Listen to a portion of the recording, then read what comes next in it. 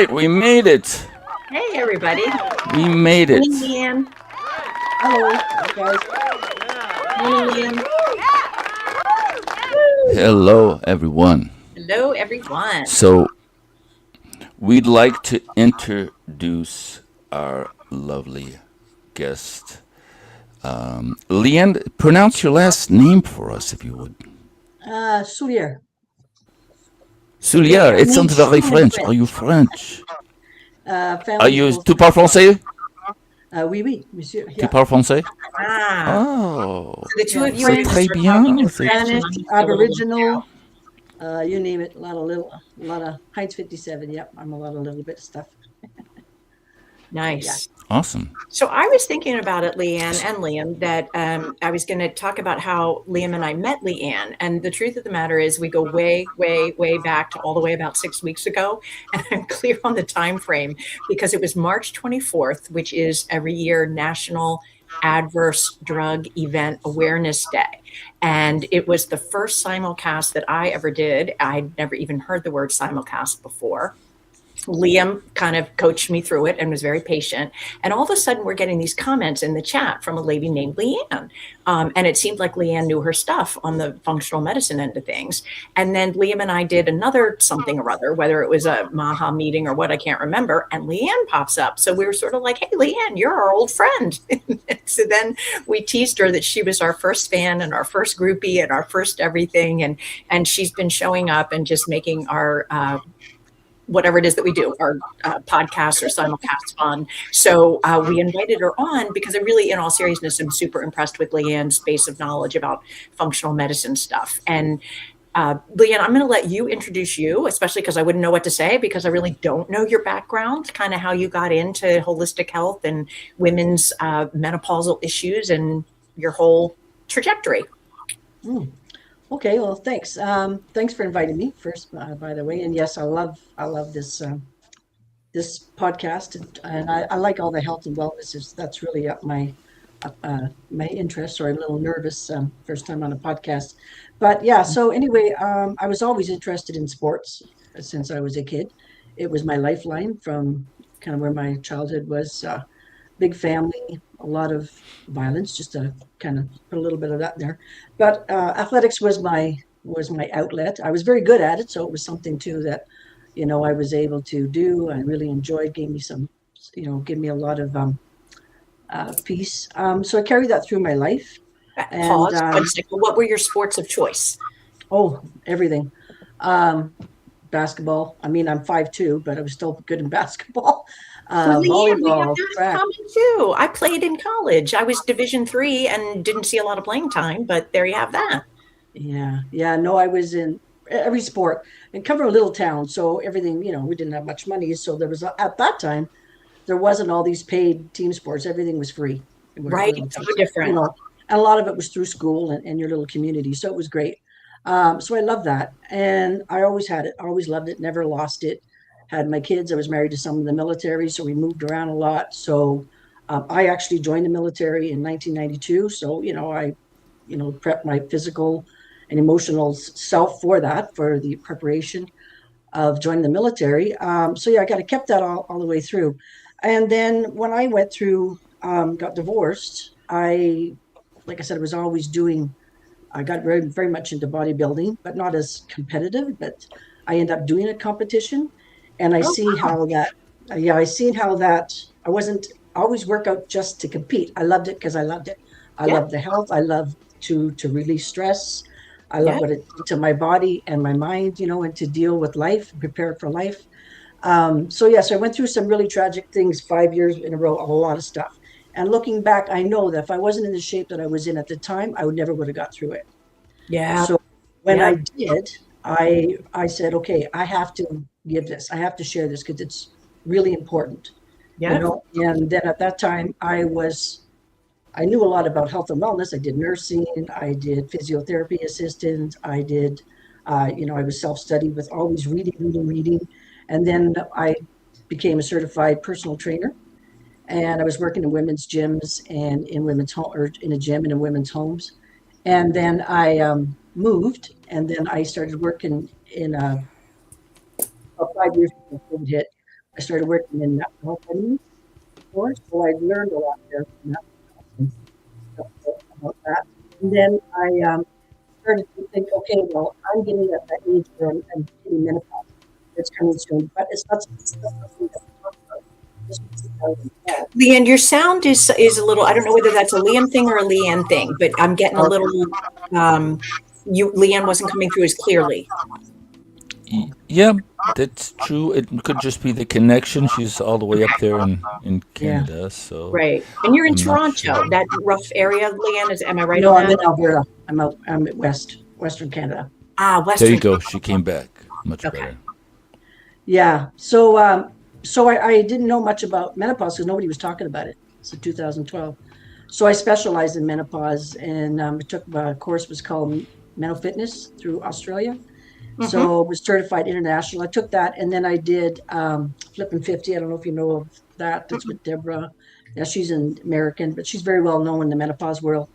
And then I did a course on menopause that was very science, like got really deep Yep. into the science. Yep. And then I did another one with a naturopath. So the thing about, when you do holistic wellness, you're only allowed, as a coach, you're only allowed to talk about certain things. You talk about health and wellness. You know what I mean? You're only allowed Right. to give certain advice. But I took all the four different aspects, also really so that I could learn. And I had an interest in it to go deep, deep into the Yep. science, which I didn't get from the other one. So I feel like I have that all encompass when it comes to menopause, where I find a lot of people are talking about menopause and a certain thing, maybe about exercise alone, or maybe just about Right. HRT, or maybe blah, blah, Right. blah. But I like that it does everything. And with what I learned in the natural health, how to put it all together, Mm-hmm. And then I found when I was training clients, there was still something missing. You could be in shape, you could be physically healthy, you could be have the perfect body, if you want to call it Right. that, perfect body, but then still there's something's missing. You're still very miserable. You're still, Yeah. there's something missing. And I know that, I believe in God. So I believe in, we also are are very spiritual. Yep. We're not just emotional, physical, we're spiritual. Sure. Yep. So I took a course too. It's called Revelation Wellness. So I became a personal trainer through there, and practitioner. So Yep. we learned how to use the body for, as we're meant to use it, like for God's, use it as Yep. God's temple. Yeah. Your body's So your temple. Yeah. yeah. So I did those four courses, and so I incorporate all of that into what I teach, and what I believe. So That's sorry, I know I fantastic. kind of went on a little long, but it's kind of all No, I love all it because it sounds like you are in the very fortunate group of people that you've lived your life, you've pursued the things that you love that call to you. And then it just kind of led you to where you are now, which is you have all these different components that you bring in, the spirituality, the alternative medicine, functional health stuff. You had a background in nursing and physiology and having loved sports. And you're right, like the time is now, because among ladies who are, I don't know, 45 and up, that's all anybody talks about is their menopausal situation. And you and I have chatted about this briefly, Leanne, messaging, but like, dear God in heaven, every gynecologist says something different. Every menopause expert says something different. And I swear every single time I hear something, I'm like, yes, that makes total sense. And then the next person says something that's the opposite, and I'm like, oh, you're making sense. Like you've got it. So like a lot of us are like, what the bleep are we supposed to believe, do, think, eat, exercise? It's so I'm so glad you're here to kind of like tell us everything you know. And I'm hoping there's lots of ladies listening, but also lots of men. They can go home and tell their wives, their yeah. sisters, their whoever. Yeah. Just so they can understand what their wives or, daughters or, well, sisters, not so much daughters, obviously, but, wives and sisters or, family members and friends are Yep. going through, so they can understand it, so. Exactly. There was a man, he had a really funny TikTok thing about what it was like being the husband of somebody in menopause. I'll see if I can go back and find it. It was hilarious. But so where would Well, I you like know. to start? Go ahead. Well, I think I'd like to start where some of the focus these days are with menopause, and kind of what I Yep. said, what's missing, that I find it's missing. I think, everybody's talking about everybody, but you hear it a lot. Um, High protein, protein, protein, protein, protein, protein. Yeah. and you hear Protein. heavyweight, heavyweight training. Yeah, you Go do. as heavy as you can and lots of protein. And for a lot of people, women, they can't, they're finding, oh, I can't get that much protein is what they're telling me. And they get so discouraged. And, they're kind of, that's all they're focusing on, but they're not missing they're missing the big picture. Because for a lot of women who are going through menopause, and if they have weight gain, now I specialize more in the weight loss thing. I mean, everything, Yeah. all wellness, it's all, I can help anybody. But people who are trying, women who are trying to lose weight specifically, lose, body weight, and have metabolic syndrome, well, I mean, this is a whole different ball game. So for those people who are trying to lose weight, they got a lot of weight to lose, having high protein, especially animal meat, animal fat, and heavy weight resistance, that's not the thing that they should be focusing on first. So reason why is because our liver, before we go through menopause, our estrogen is all through our receptors, is all through all our body. And when we start to lose that estrogen, it starts to decline, then our liver starts to take, everything goes through the liver, right? Mm-hmm. So our liver starts to store those fat cells. Mm-hmm. And with all the stress and with all the, now I like I said, I did a bodybuilding competition. So I always say I'm a meatitarian. I'm not against meat, but there is a time and a place. Right. But the women trying to lose weight, they're so stressed, and to lose that body fat, the liver has to break down all those fats. Yep. But whenever they keep eating the saturated fats and the high estrogen foods, like eggs and red meat and chicken and a lot of dairy, those are estrogenic. So you're telling, Oh, nobody talks about that. That's the first yeah, time I've heard that one. yeah, They're estrogenic, those foods? yes, they're estrogenic, right? And Got it. so what you're Can you estrogenic meaning that they support the production of estrogen? they Good have estrogen question. in, right? So they already have their foods that have estrogen in them. Oh, okay.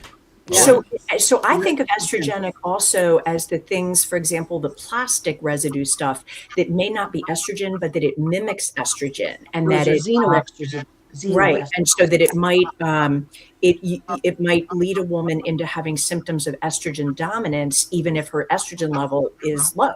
And the other thing that where you're really making sense to me when you talk about the load on the liver, I was thinking protein and kidney load, because I know that protein's hard on the kidneys, and when you have somebody whose kidneys are dealing with chronic kidney failure, the first thing they tell you is go easy on protein, because I guess the breakdown of that protein stresses the kidneys. So you're making sense to me that if the liver and the kidneys are the main filtration organs that are getting rid of our toxins, you're not doing your body overall any favor if you overload those two organs. And then, as we all know, we are the onslaught of toxins. Yeah, I'm going to bounce it back to you though, Leanne, because you're on a roll and you're making sense, and I'm enjoying it. So Cardiovascular health. So cardiovascular disease is the number one killer of women, right?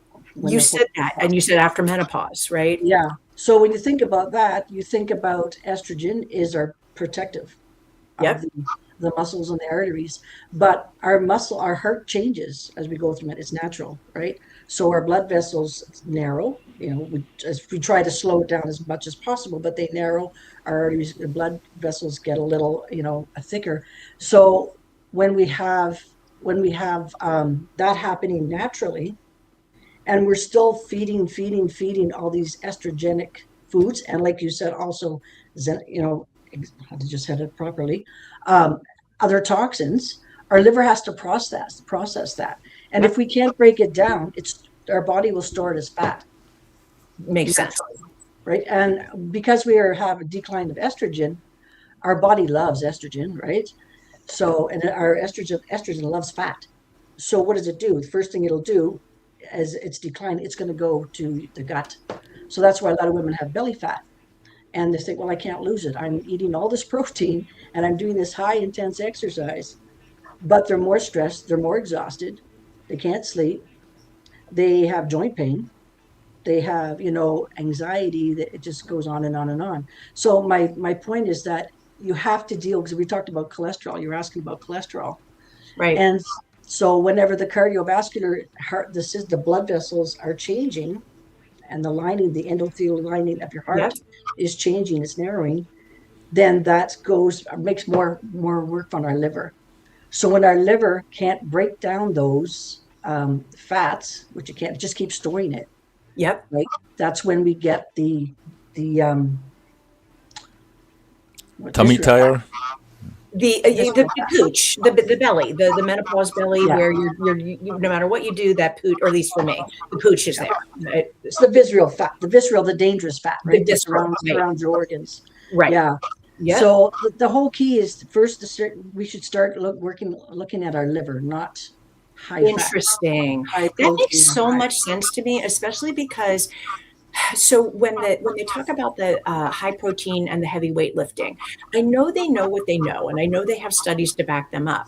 But when I think about the blue zones, and I think about those ladies that are just kicking butt, and they're 95, and they're running circles on the 48-year-olds in our country, they're not doing heavy weightlifting at the gym, and they're also not making sure to have a cow at breakfast and a chicken at lunch and a fish at dinner. They're just living their life. And so, Leanne, what about inflammation? Because when I think about me and what has happened to me over the years, when I got to a functional medicine doctor and she lowered my inflammation level, she put me on what I call the no fun diet, which is no gluten, no dairy, no this, no that.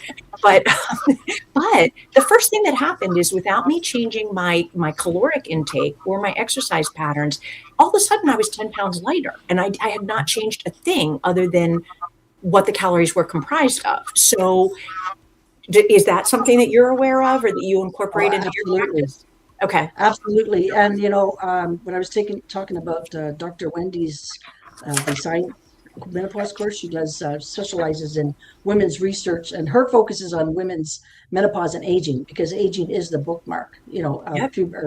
menopause is the bookmark to aging, right? Yep. Um, Puberty is, and I mean, menopause is our first part of aging. That's what it's about. Yep. People don't want to, a lot of women don't want to talk about it, call it that, but that's what it is. Right. So our organs are changing. Our liver actually, in structure and size, actually decreases by 40%.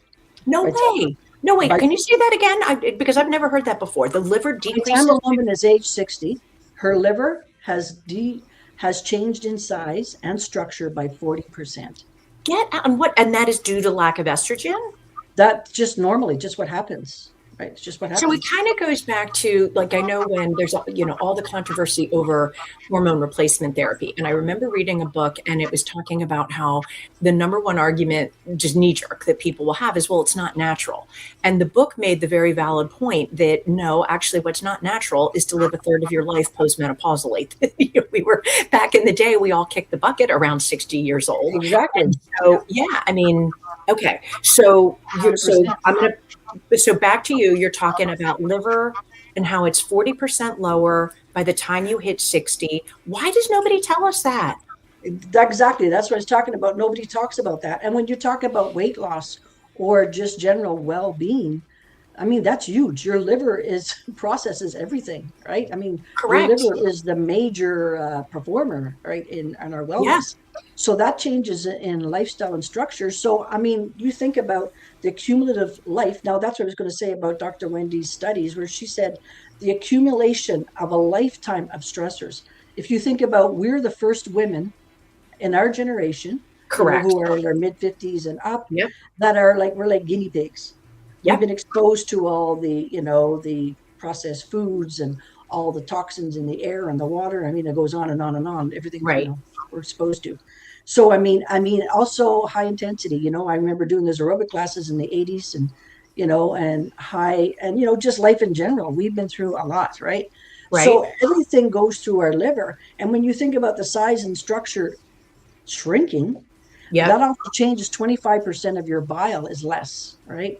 Your Wow. enzymes work less. So if you think people with a lot of gas, a lot of gut issues, Yep. and then they're stressed, and we know that the gut and is the brain's, it's Yeah. the Yeah. second Yeah. brain, Yep. right? So it's connected. So we're talking about, anxiety. And a lot of people think, well, I'm losing, my memory or whatever because I've Yep. menopause. Partly, but also too because a lot of the trauma and stress that you've been through and all that accumulative stress over the years and years hasn't really been processed. because Yes. the process of your liver has slowed down. So we have to change the way we eat. We have to really be thinking about how we manage stress. Like, it's huge, and we're It all is huge. exposed to And so the other much. thing, that might tie in with that is not only is your body changing physically, but your stage of life is changing. So at some point, well, at least traditionally, it's changing now. Your nest would empty, and your little ones would go off. And I can't tell you as a therapist how many women would come in and say, the traumatic thing happened, 12, 15 years ago. The husband dropped dead. I had to raise the 4 or 5 kids on my own. And those women would always say the same thing. And I was fine. I motored through, I worked, I got everybody to cheerleading practice and wherever they needed to be. And now they're at college. Susan, why am I falling apart now? And I would always say, because you can, because now you finally have the time and the space. So you're saying, I think, perfect storm for a lot of women, that the dust settles. I'm now recognizing, holy crap, that was a lot what I went through. On top of it, my liver has decided that it's going to be 40% smaller, and it's going to produce less bile. So, and then my toxin load is going to be a lot higher than my grandmother's toxin load when she was my age, because our Absolutely. world is so much more polluted and we have so much more radiation. No wonder everybody's a mess, which makes me super worried for today's, I don't know, 10 or 20-year-olds when they hit menopause, if they don't get this Absolutely. straightened out. Well, now that you say that, a little off topic, well, a little off track a little bit, but that's why it's really important for ladies, earlier, they're saying don't get your bone density tested until you're like 65. I know in Canada they won't, cover that by our health unless we're 65, unless you're really pushy with the doctors. But for women, I think they should start getting a baseline, like even 25, 30 years old, because we know that's kind of the peak where our bones grow, but are developing. But it's really important to get that baseline, and then you can work from there, right? About taking some preventive measurements and how you change the way you eat, the way you exercise, So and I'll stress. introduce an alternate point of view on that. So what happened with me is my grandmother had osteoporosis, and there I am. I'm 20, I don't know, whatever year old I was, and met the high risk thingies. I'm Caucasian at the time, thin build, family history of it. And when I was about, well, it was 32 because it was right after my daughter was born.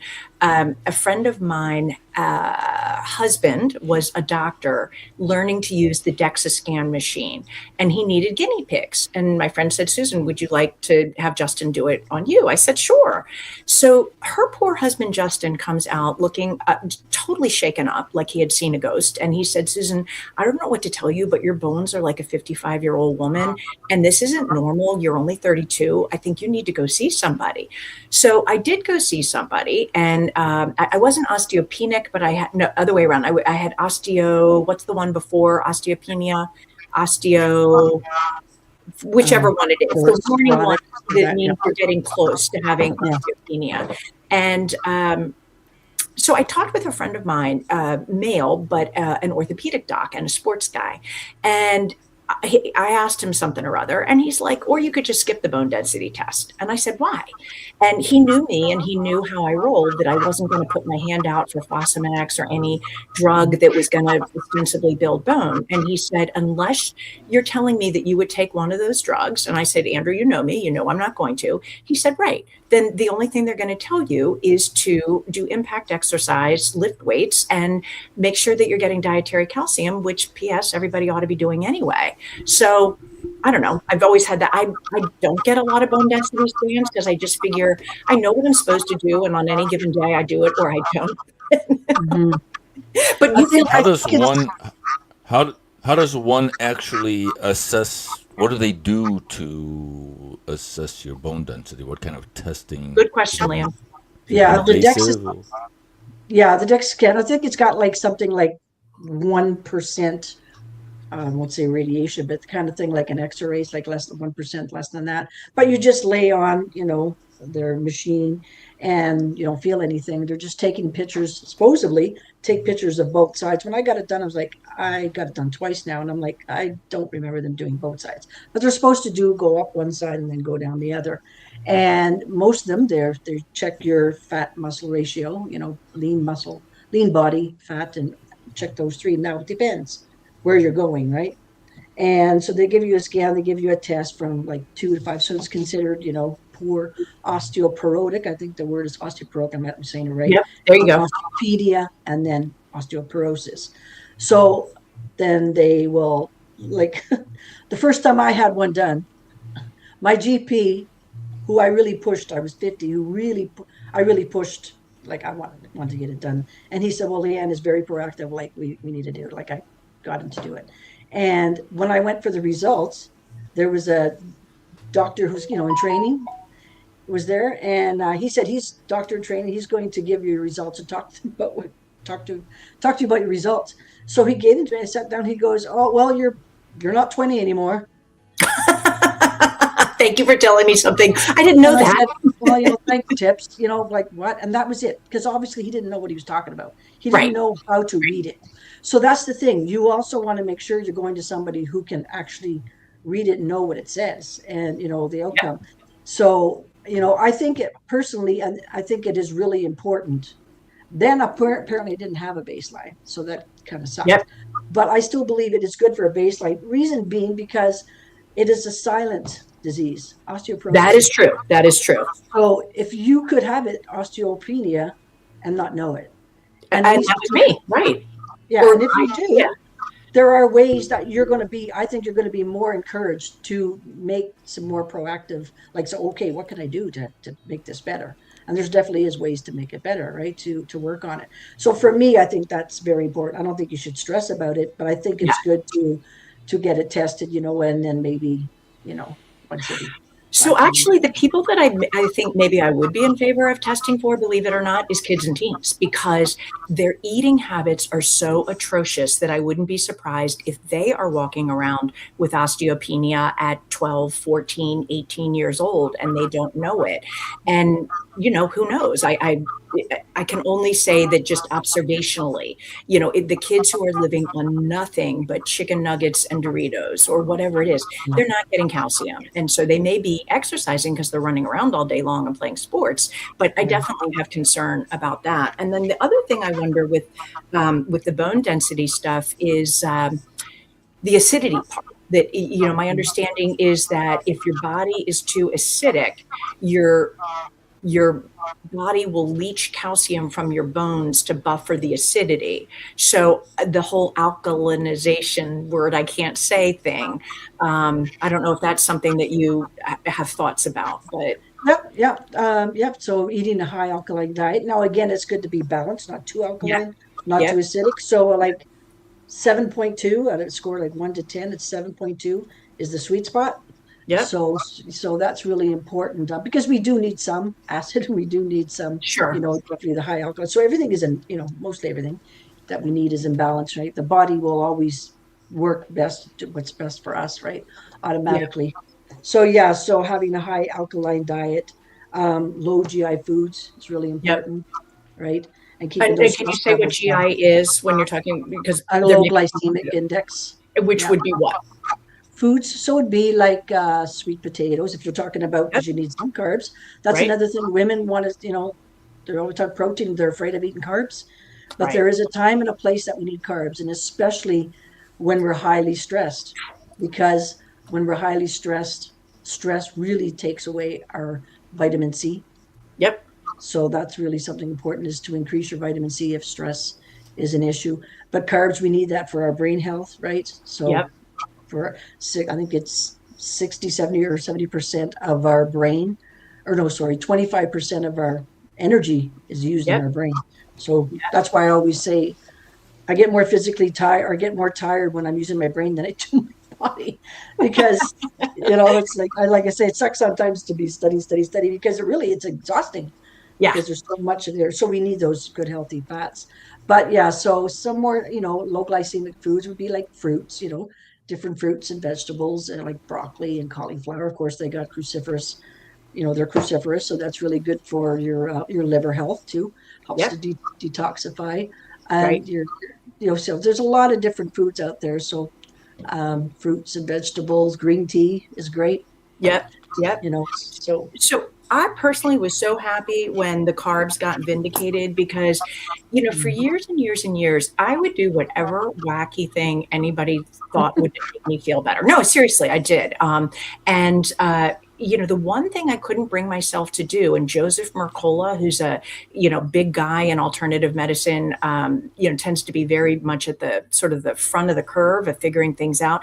There were a lot of years where he was pushing, virtually no carbs and a lot of high fat. And I couldn't do it because I love my carbs, but I also couldn't do it because at a ideological level, it didn't make sense to me. I don't like the concept of taking an entire food group and demonizing it, because back to the balance idea, it just doesn't. If I look at cultures around the world, that's really not a thing where, people just live on 80% fat and no carbs unless they're in Alaska eating whale blubber. So I was really glad when, then he reversed his position after a while, and he said he realized that you do need carbs. And I guess in terms of adrenals and the stress component, that there's nothing like removing carbs to stress your adrenals. And to your point about the stress that our society induces, and the sort of stage of life thing. There's a stress involved in being the sandwich generation. You're raising your children. Most women are working, whether full or part-time. And then you're also perhaps taking care of your aging family members, your parents, your ill cousin, your whoever, that you need your carbs, damn it. So I'm really glad that we're, allowed to have carbs now. Yeah. And again, there's a time for it and a time when there isn't, right? So talk about yeah. what, You don't need a lot of carbs if you're sitting around doing nothing, right? If you're not exercising. But if you're exercising, you definitely need carbs. You need to replace those carbs because, again, it's fuel for energy. Yep. And we need our protein, carbs, and our healthy fats to help to balance the blood sugars. Yep. So, like you said, there is no demonizing, any food group. I don't think that's beneficial for anybody. Yeah. So again, we do need carbs, but at the right time. So the best time is right after you've been exercising or doing some kind of movement, or again, during the day, maybe earlier in the day, right? You don't need it so much unless you're working shift work. Again, like I was saying, everybody's different. It depends on your lifestyle. It depends on a lot of things. If you're a shift worker, everything basically switches around to what I would typically tell somebody who I was working with during the, that had a regular. Why don't you do both? Why don't you, for people who are on a non-shift work schedule, what do you typically advise in terms of timing of all of the above, protein, carbs, fat, and then what do you advise for your shift workers? Okay, so let's just say for somebody who wants to lose weight. Yep. I would suggest, if they're under a lot of stress and they're not sleeping, because we recover when we sleep. If we're not sleeping, we're not healing. If we're not sleeping, we're not losing fat. We're not losing weight. Great. So I would tell who says, okay, I really need to lose this belly fat. I am really highly stressed. What do I do? First thing I would tell them is when they wake up, within the first 30 minutes, to go for a walk, get out in the sun, get out some light, even if there is no sun, even in the clouds. Try to get, at least 30 minutes, no sunglasses, and get that. Can you say why? I know why, but can you say why for people who are wondering? To reinstall that circadian rhythm, right? So our organs all run on a 12-hour on and 12-hour off rhythm. Even our heart, our gut, our brain, they all run on that same circadian rhythm. So we need to get that, going right away. So within the first 30 minutes. And my understanding is that each organ in the body, I think this is what you're saying, that each organ in the body actually has its own circadian rhythm. So they have their own clocks. So that literally what your liver or your kidneys or your whatever are doing at 10 a.m. is different than what they're doing at 10 p.m. And this becomes relevant for those of us in the world who are either a school counselor or a therapist. And we're trying to tell the people that stay up till 2 a.m, actually, you're screwing yourself up. Try having that argument with like a, 17-year-old. Yeah, absolutely. Absolutely. Because there's, like you say, a time for everything. So when we're sleeping, that's when our liver is healing. That's when our lymphatic system and our brain is restoring itself. That's when, all those processes. That's why you wake up. Some people, if they're missing carbs during the day, they're going to wake up because those blood sugar levels are going to wake them up. It's that little clock's going to be saying, oh, like I need some energy. It's screwed Yeah. up, right? Because it's so we do need carbs, but again, at the right time. So let's say you just go for a walk, because that's what I would encourage people for. Go for a walk Yep. for at least a half an hour a day. Focus on your cardiovascular system and Oh, Leanne, focus say on one more health. thing. You said sunglasses off. I tell people they're Yeah, doing the old lady. Why? Why do we need this? Why do just we need that? to get that light in their eyes, right? Now, don't have to stare at it, but to get that Because light. isn't It's it the true that pineal gland, the the pineal pineal gland. gland, right back here, and so we need Yeah, that stimulated by the light. So therefore, you're doing this, and yes, if everybody laughs at you, just tell them that Leanne told you to, and they can pick it up with her. yeah. What's I've great got a too is question. sure.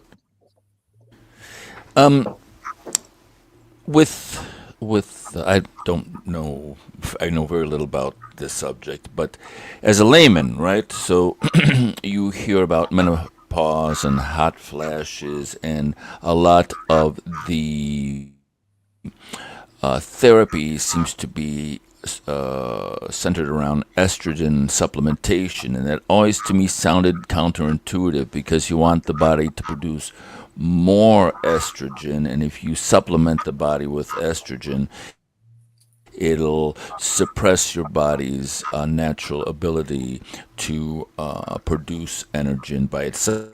So, what are your thoughts on estrogen supplementation and Well, and that HRT. whole thing? Yeah, Say that's what HRT is, especially if there's men, they may not know what that is. okay. So it's Yeah, I have hormone no idea what that replacement is.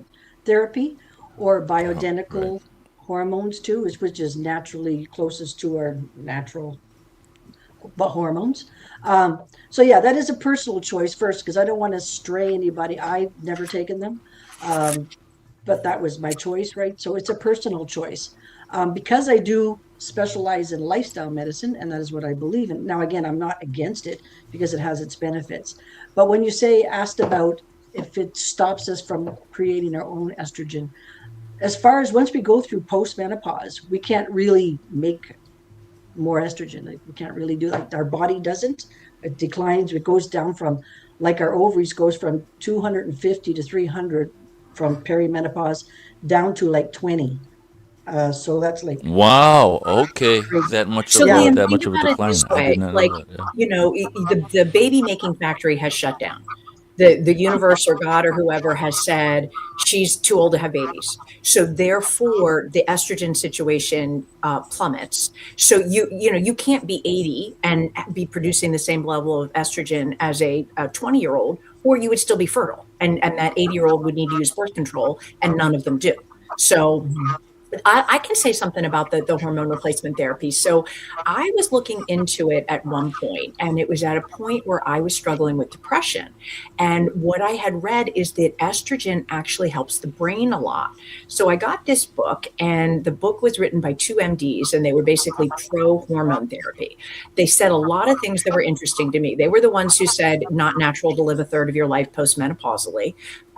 Which is, true. My husband was doing some genealogy stuff, and his Romanian relatives, the death certificate would say death at 55, cause of death, old age, and this is for like his great Yeah. grandparents or whatever. Yeah. Um, then, so it said that women who were supplemented with estrogen had better word finding and cognitive abilities even up to 10 years after the estrogen was stopped. I was in on, because my dad had Lewy body dementia, and although there isn't an estrogen component to that, observing that firsthand made me terrified of any kind of a dementia process. So if there was something I could do that would help the depression and help my future dementia risk, I was on board with that. It also, Liam, helps your bone density situation. So as that estrogen declines, you become much more osteoporotic, osteopenic, which means your bones are thinning, and estrogen protects your bones. So knowing that my grandmother had the osteoporosis, and if I live to be a ripe old age, I would like to not have the proverbial broken hip. there was that component. And then the final thing Mhm. you asked about the hot flashes, Liam. So the point where I really put my hand out was when I was driving. It was actually to Chicago, Liam. It was to the friend that I mentioned that lives near you in Chicago. So my other girlfriend and I hop in the car here in Philadelphia. We've got a 12-hour ride out there. I started counting them because I was having so many. And I had 12 hot flashes before we got to Lisa's house. Then we got to her Wow. house and she served me this lovely dinner, and I had a glass of wine, which the functional doctor completely yelled at me for that. The wine, I just start pouring sweat. And I Yeah. was like, this is just messed up. And at that point, I begged and I said, can I please, like, I cannot with the hot flashes. Then the functional doctor said the thing that really made me crazy. And Leanne, you tell me if you've heard it. She said, Susan, because I had been on estrogen before. I said, Dr. Ali, the hot flashes went away when I took estrogen. And she said, just because estrogen stopped your hot flashes doesn't mean that low estrogen was the cause of your hot flashes. Yep. And I was like, what are you talking about? But apparently, high cortisol, which is your stress hormone, can also cause hot flashes. And I Well, have seen a gynecologist since then who said she's right. Like, you can totally have hot flashes that are not from low estrogen, but for whatever reason, supplemental estrogen will make the hot flashes decrease or go away. So it's, excellent. and Liam, that's why I said we're all crazy with, they're all saying things to us that aren't making sense. Like, what do you mean estrogen helped my hot flashes, but low estrogen wasn't the cause of them? Like, it just, A lot of times people will take HRT, but they won't change their lifestyle. okay. So, So she won't, yeah. So you need to be because meditating and, it's just like you mentioned about bone health for HRT, and yes, it's been proven to help bone health. But if you're not absorbing, if your gut health is off, you're not going to be able to true. absorb those nutrients and vitamins for your bone. So again, you got to think about what's the purpose that you're taking HRT. Because if people just start taking the estrogen, and yes, it has some, definitely has been, especially for brain health. But if you're not, doing those lifestyle changes, Yep. you're still going to have those hot flashes. You're still going to have, all those other, Yeah. symptoms and stuff like that. So it's not just, HRT is not a complete fix. It's definitely benefits. There's Yep. some that work, some that don't, but it Yep. also, you have to add those lifestyle changes too. And then it's going to work really well. Well, and let me say like two more things, and then we'll go to the next piece of this. So, Liam, you raised the point of if you supply it from an external source, then are you Yeah, signaling to from the point of view of like a steroid, like guys yeah, who do a lot of steroid use when yeah, they're bodybuilding, it Yeah. it destroys the body's ability to make its own, natural hormones, and that's why they Yeah. shrink, when they stop bodybuilding Yeah. because they can't. so And I in that case, that happens. Yeah. Yeah, so that But issue it's came up different with for menopause. me years and years and years ago. It was right after my mom died. I had a complete crash and burn. And I go to the doctor I was seeing at the time, great guy, Dr. Burton, and I said, there's something wrong with me. And so my cortisol level had flatlined. I had gotten beyond the high. Initially, when you're in a high stress period, your cortisol level will spike. And if that stress continues and continues and continues and continues, eventually your adrenals become so burned out and depleted, they just poop out and they don't produce Right. any cortisone whatsoever. So he wanted to give me supplemental cortisone. And I said, your argument. I said, but if you give it to me, isn't that going to signal my body not to make it? And he said the thing that made me feel okay about it. I'm going to make the numbers up because I don't remember them. But he said, think about it, Susan. Let's say your numbers should be 30 on cortisol. You're currently at 10. I can give you 15 milligrams of cortisone, which is the synthetic version, a day, and you're still gonna be at 25. So your adrenals are still gonna get the message that they should try to crank out some cortisone or whatever it is. But I'm not giving you so much. His point was that my adrenals wouldn't be completely exhausted trying to produce as much, if that makes any sense. And so then he kept me on it for like a year or a year and a half. Then we tapered off, at which point I was fine. And so it gave my adrenals, I guess, a break that they could Yeah. heal and start to produce what they were supposed to produce. Yeah. And your adrenals, when your adrenals are exhausted, your body's going to hold on to everything because it goes into a famine state, right? So sleep is going to be messed up, and just if you Sorry. have weight to lose, not going to yeah, everything will just, your body is not getting the right messages. And when we lose that estrogen, declines, our brain starts to, I mean, our bodies, that's why we can't handle stress anymore like we used to, Right. because our body changes to their adrenals versus what the estrogen used to do for us, the protector and the, help us with resilience. Well, we don't have that anymore. So Yeah. when you're asking Liam too about stuff that we can take to help with estrogen, there are things like what's called phytoestrogens, right? Are They're really good, and polyphenols that will really help for people, especially women in postmenopause, because when that estrogen is so low, it's like very low. It doesn't mean you don't have any at all, but it's very, very low once you're especially 5 years past postmenopause. But those phytoestrogens are really beneficial, and they help balance everything. They balance the hormone. That's what's great. So if you have too much of a hormone or you have not enough, they'll help balance out. So it's phytoestrogens are just such blessings. And So, where might a person find phytoestrogens in so food? in food, yeah, in food. So like the dim foods, like dim, broccoli. Say Jim, because I mean, like we might have listeners who think maybe a Well, phytoestrogen comes from the word Oreos. is like So this long, so it's that long. It's a long, long word. But dim, so it's like so phytoestrogens is, they, like I said, they're known as balancing, right? They balance your hormones. so Organic phyto would mean balance. coming from a plant, correct?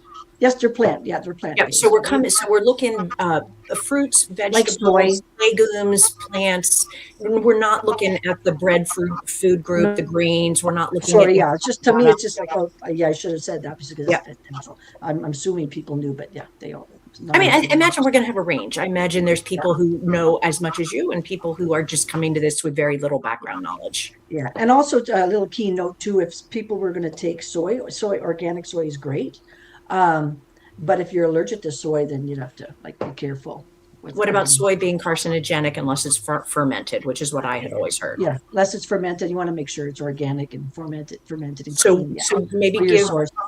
for people who aren't clear, what would be some soy foods that are fermented and therefore we're feeling okay about those? And what would be examples of soy foods that are not fermented and might be therefore carcinogenic and one should avoid them?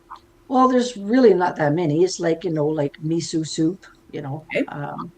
The soy itself. And again, there's a lot of crappy soy out there. I mean, so you want to just make sure it's organic. What about So, tofu? Is tofu, well, that is, yeah. Tofu it's is, fermented, so it's okay. yeah, if Okay. it's organic. Yeah. If it's organic, okay, right? Yeah. Because soybeans Not are just soy at your regular grocery store, or Yeah. you got to just watch. So making sure it's organic, that's key. Because if it's And not, so, then right, and so that was one thing with the estrogenic effects of soy. I remember years ago, little baby boys, the moms were told, "You're not giving him soy formula because it's too much." Liam, back to the word estrogenic. There's no actual estrogen in soy, but it's going to produce enough estrogenic effects in that little male infant that it's not good. I don't remember what happens, but it's not positive. yeah.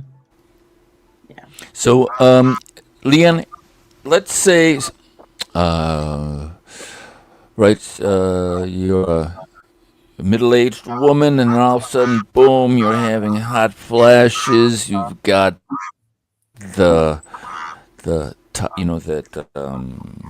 the belly thing, right? You can't lose weight, so you're like, man, going through menopause. This sucks. What would you tell this person who's kind of experiencing these symptoms for the first time? Like, what would you tell them to do as far as diet and exercise, and what kind of program would you give somebody that's coming to you for the first time? Yeah. First, I would ask like what state of menopause they're in. So if they're perimenopause, I would tell them different if they're perimenopause versus menopause or post. And Leanne, can you say what perimenopause is? Especially male viewers may not know. Yeah. Yeah, I So don't know. perimenopause is the first stage of menopause. So it usually starts around 45, age 45 to mid 50s, for most women, unless they have surgical menopause, if they've had a hysterectomy or if they were on cancer, chemo, or anything like that. So sometimes women are, unfortunately, that's a situation. So yeah, so I would tell them something different because they're still bleeding. Their bleeding menses are very sporadical. Yep. So if they're exercising a lot, I would check their, check what they're eating, make sure they're getting enough calories. They could be getting, if they're eating a lot of red meat, they could be having too much iron. So their stored iron, it's called ferritin, is very common in women in perimenopause who are working out a lot with a lot of weights, high intensity, and eating a lot of red meat.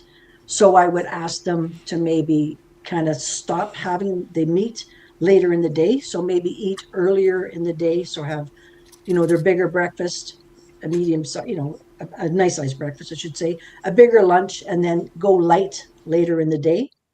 So, because what meat does, the red meat, because again, it's estrogenic, it raises your temperature, your body regulation. So it causes more heat. No So, way. yeah, I so don't know that's that. why, yeah. So if you think about red meat and your temperature, right, what always happens is hot flashes, right? Is your temperature goes up. So it's best That to is have a really light. interesting. Yeah, so you want to have it early in the day because again, your body, when you're sleeping, you're going to bed, your body is trying to break all that down, right? But that's when Yep. the hot flashes are coming in because it's trying to lower your body temperature. So I would Yep. have your meat because if you are doing a lot of heavy weight, you do need red meat. I mean, you need it, right? You need those amino acids, those building blocks for repair. And after that, when you're done your workout. But again, having it earlier in the day. So that's what I would tell somebody in perimenopause. Make sure you're working on their sleep. Again, work on their liver health. So, trying to be de-stress as far as walking, get the cardio in because again, everybody talks about weights, but they still need cardio. So I would go gentle. It's like bring those nice gentle walks down, maybe in 5 days a week for 30 minutes minimum, even 20 minutes. Unless, again, if it's somebody who's working, a lot of women are still working, even in postmenopause. So if they have very active jobs, they're getting all that. Like I always had such an active job. So I would go to the gym at 5:30 in the morning. I was doing a full weight workout, like I was doing it for like 40 years. So I was, pretty heavy at that time. And then go and, go to work. So, and then I was running around all day and doing physio. I was lifting people. I was, so I was very active. Sure. And so, everybody's different. But for those women who are still maybe, again, at home with their kids, they're busy. They're, like you said too, Susan, they might be looking after elderly parents and stuff like that. So again, let's just typically say a woman that's still going to work. She's in her Yep. 40s. She's, experiencing perimenopause. Yep. All those changes, her periods are very fluctuating very much. If she Yep. is exercising a lot, I would definitely get her stored iron checked. Yep. And that will also make those hot flashes come. So if she's eating meat, red meat later in the day, she wants to kind of ease up on that and have it earlier because that's going to Interesting. bring those temperature regulation down. If she's finding she's having more than 5 in an hour, 5 hot flashes, she wants to really get her heart checked, her cardiovascular checked, because that's more along the line of cardiovascular changes, especially for women in Interesting. postmenopause. Okay. Because once women go menopause, they go, well, why am I still having hot flashes? And they go, I'm still going through menopause. Like, no, you're not. You're done. Like, no, you're not. I have That's heard that. what's your Yep. changes in your heart, in your Yep. cardiovascular, right? Yep. So again, it's very different. Now, a woman in menopause or postmenopause, let's go there, right? She's again, maybe she's working from home. Yep. Well, for myself, go first thing in the morning, have some lemon water, hot lemon water, Yep. go for for a nice walk for 30 minutes. You want to work up to an hour, maybe an hour and a half, and 5 days a week. Just Yep. something relaxing, and then maybe hit twice a week. This is all if you're sleeping. If you're not sleeping, focus on sleeping first And because I you need have to jump in and say something about sleep, which is I know the whole world takes sleep medication, and I'm not saying like I this is just my own personal Susan Maroto belief is I will say I do think a medicated sleep is probably better than no sleep. But the fact of the matter is that a medicated sleep is not sleep. It is a different state. It is sedation. And so when Leanne was talking about the importance of your glymphatic system, which is your brain's it's similar to the lymphatic system in the body. It's the brain's way of clearing waste.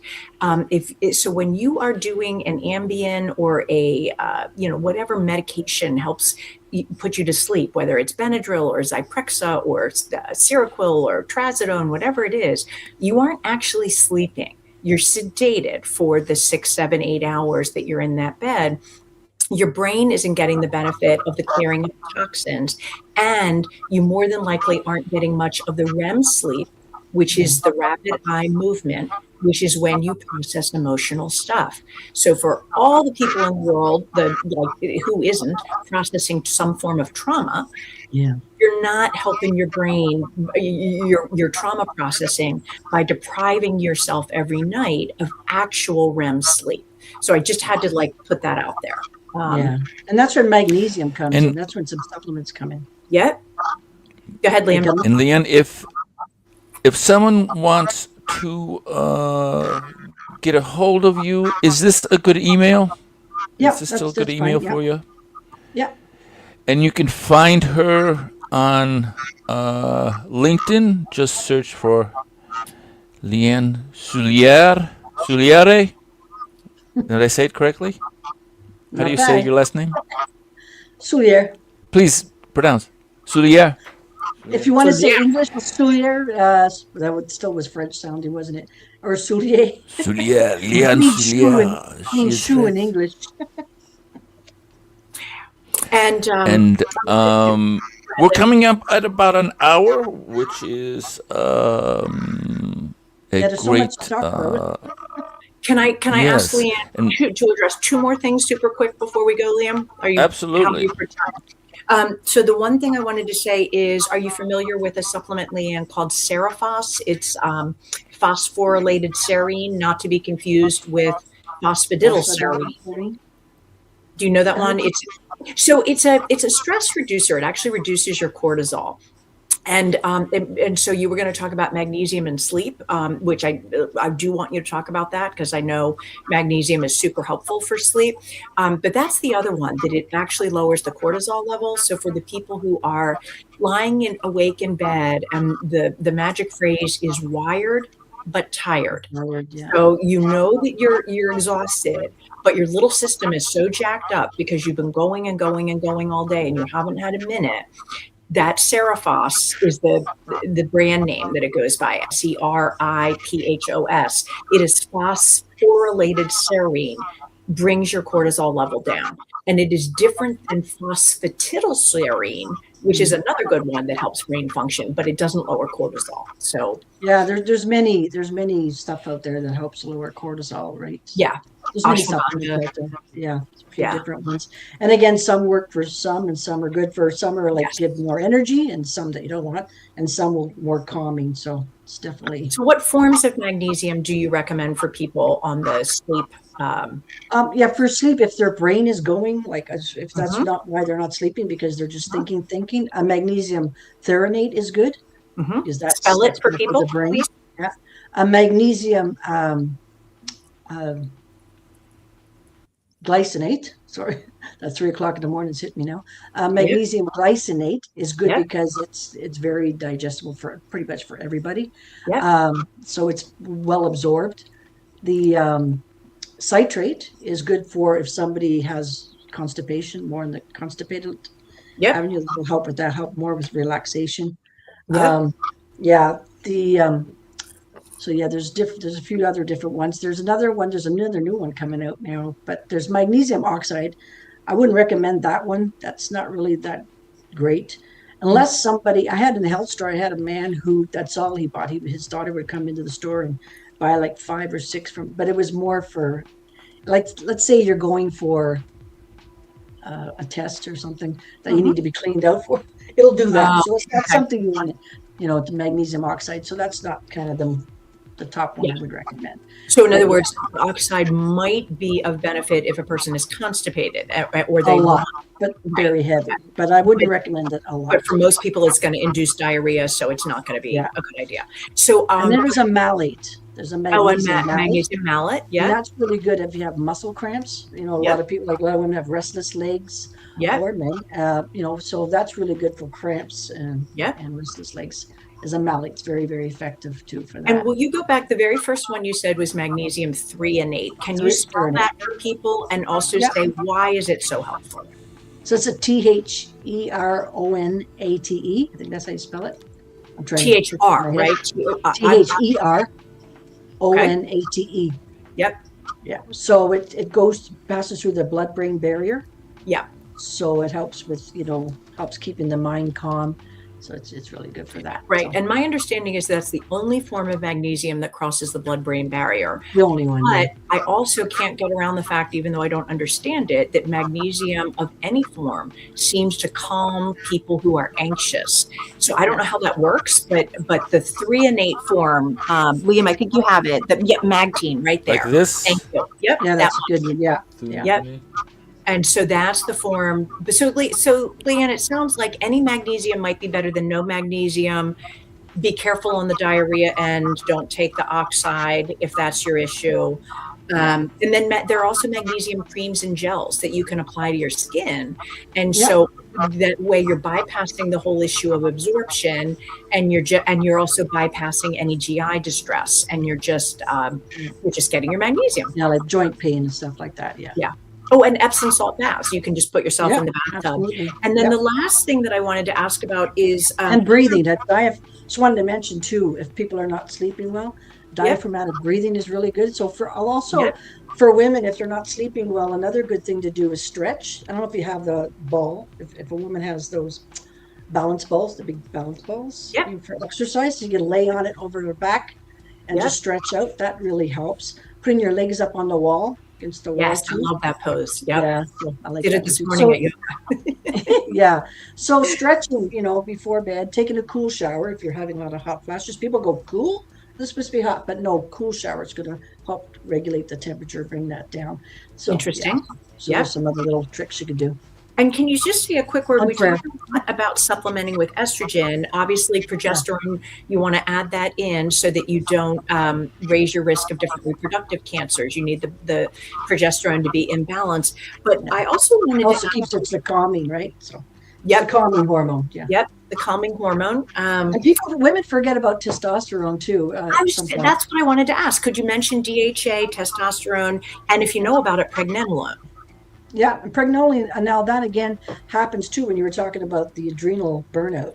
Yes. So if it goes on for a long, long time, you get that adrenal cortisol, and it just goes Yep. really wacko, and it starts to pregnenolone. It starts to steal. It's called the pregnenolone. I'm sorry if I'm not saying it right. Steal. Yep. So it's stealing all that progesterone, and the cortisol is so low. So that's when you're like low. Like And that's the again, cortisol is like so low that it's not high where you're so stressed and the belly fat and everything, but it's just so low your motivation is just nil. correct. That's when I You're went into just Dr. Burton going and to I was freeze. like thin and exhausted and about ready to pass out every minute because my blood pressure was so low.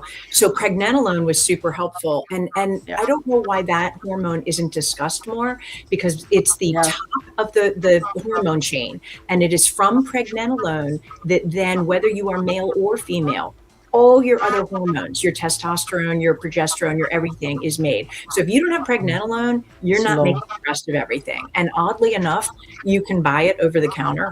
Yeah, all of these hormones. Not that I'm recommending it, Yeah. but they can all be purchased right on Amazon. Yeah, not- Progesterone, they're not in Canada, testosterone. Yeah. But But for pregnenolone. those people who are experiencing that, those are the women that they want to focus on their sleep, and men focus on their sleep and doing gentle exercise. Like, don't Yep. go for those hit exercise workouts for now. Right. Until you build up your energy and your mitochondria, until you build that up, your energy again, and start sleeping and feeling better. Focus on high vitamin C foods, like get into the fruits, and Yep. high vitamin C, like red peppers, and the blood oranges are another great thing, and carrots, and Yeah. red beets. I wanted to mention about beet powder, and red beets is excellent for cardiovascular health. Eating those nitrate foods Yep. are really, really good for our heart and our cardiovascular system and our energy, Yep. and working on that mitochondria. So yeah, for anybody dealing with that, just to start walking and do gentle things, and diaphragmatic breathing and stuff that finds them relaxing. If they want to exercise, find something that they enjoy, that they're going to keep doing. That's a really important one. And right. Leanne has a PDF she'd like to give our audience for free. I think we're just going to, Leanne, we can just load it in the comments, I think would be Okay. the best way forward. We can try And I'll do that. a I'll do a Substack post where I include the link to Okay. listen and Leanne's PDF and whatever else I can pull together. Yeah. Leanne, last question. What did you personally do this morning and eat for breakfast? Myself? Yeah, you. Like, Oh. what does Yeah, like I said, I didn't sleep very well. I was up at 3, so first thing I did is had some hot lemon water. First, I tried to relax, try to get back to sleep, and I set my clock, which I don't usually do, but because I didn't want to be late, so I Yep. set my clock. But I didn't go back to sleep. So I had some hot lemon water, went for a nice walk. It's not that hot out, but it's kind of windy, but that's okay. I had a nice walk just to kind of again get some blood flow to my brain, Yep. so I can be not so dopey, try to remember things, and then come back and I had some a green smoothie. Yum. So I don't have smoothies a lot, honestly. I What used went to. in your green smoothie? Yeah, I had what did I have? I had my protein powder, which was I don't always go vegan. Like I said, I don't have protein powder as much as I used to, like years ago. Yep. Yep. I just don't. I like because I'm home now. I work from home, so I don't have to be. I was having the protein, but it's because again I was at the gym at 5:30 in the morning, and when I was training women, training people, I was always there at 5. And if I wasn't training somebody, my workouts were always 5:30. So I did a lot of smoothies, but I don't do that anymore. So again, I had a smoothie. So what did I have in it? I had some pineapple. Yum. And again, it's not, I don't have, that's high fruit, right? That's a high glycemic, but it also has enzymes in it.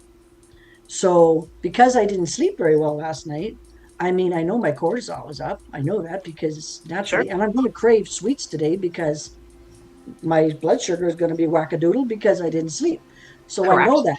So, Right. but I had it earlier in the day. So I had a little bit of pineapple because again, it's very good for joint pain. I don't have joint pain, but to keep, stay on top of it. You don't have joint pain? Yeah. That's impressive. That's really impressive. Yeah, I thank God because I don't. And what else is impressive is this is Lee Ann's first podcast. Let's give it up.